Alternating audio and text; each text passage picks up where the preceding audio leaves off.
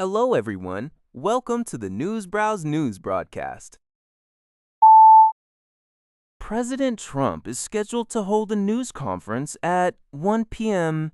ET on Monday at the White House, following the successful rescue of a U.S. airman from inside Iran over the weekend, CBS News reports. An American F-15E fighter jet was downed by Iranian fire on Friday, while the pilot was located and rescued the same day. The second crew member, a weapons systems officer, remained missing in Iran's mountainous terrain. Trump announced the airman's rescue early Sunday morning, stating he was found deep inside the mountains in Iran.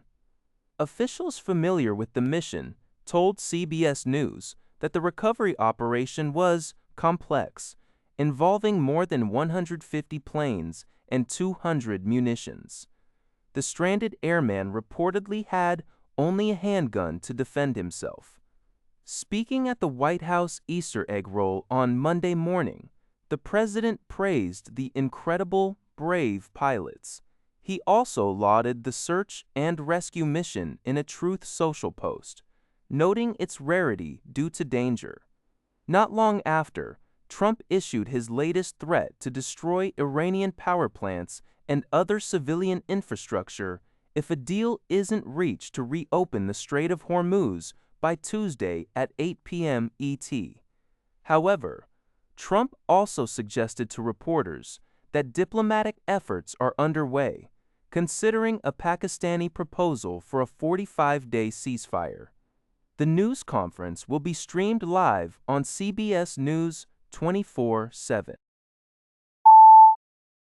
A recent report by BMO warns of severe economic consequences if Brent crude oil prices breach $150 a barrel due to the ongoing Iran war. Global News reports that such a rise, pushing gas prices above $6 per gallon in the U.S., could lead to a 2% reduction in consumer spending, risking a mild economic downturn in both the U.S. and Canada. Economists highlight that this oil shock represents the largest monthly increase in fuel prices in 4 decades. Unlike previous slumps, central banks like the Bank of Canada and the U.S. Federal Reserve might be unable to respond effectively in time, as rising energy costs would fuel inflation and long-term inflation expectations. The report suggests Canada's economy could be harder hit due to consumers' less sound financial footing. A prolonged conflict extending beyond 3 months could even see oil prices soar past $2,000 a barrel, translating to $7 per gallon at the pumps.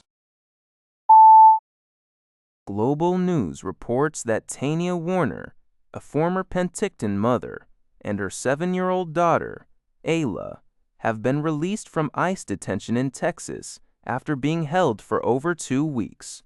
The mother and daughter were stopped at a Customs and Border Patrol checkpoint on March 14th and taken to a processing facility for deportation.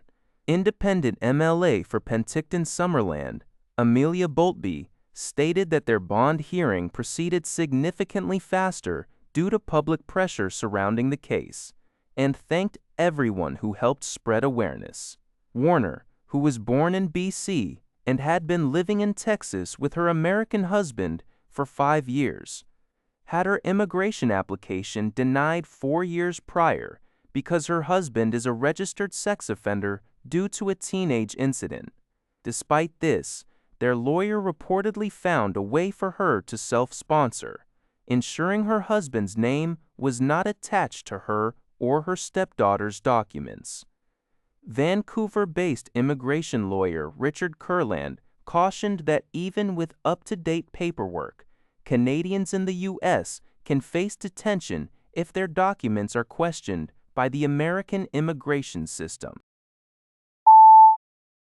City News Everywhere presents a discussion from the Big Story podcast regarding the urgent question of whether Canada should strengthen its social media laws for youth.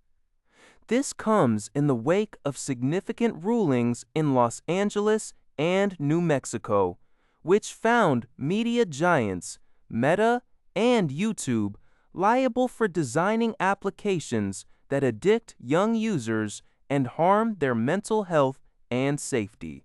The podcast features an in-depth conversation with Arturo Bijar, a former Meta security executive who became a whistleblower after his own daughter experienced online harassment.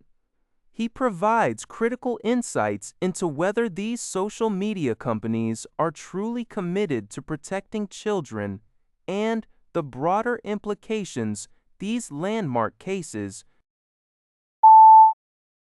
According to Radio-Canada International, Brian Masse, the former Member of Parliament instrumental in legalizing single-event sports betting in Canada, expresses regret over aspects of its implementation.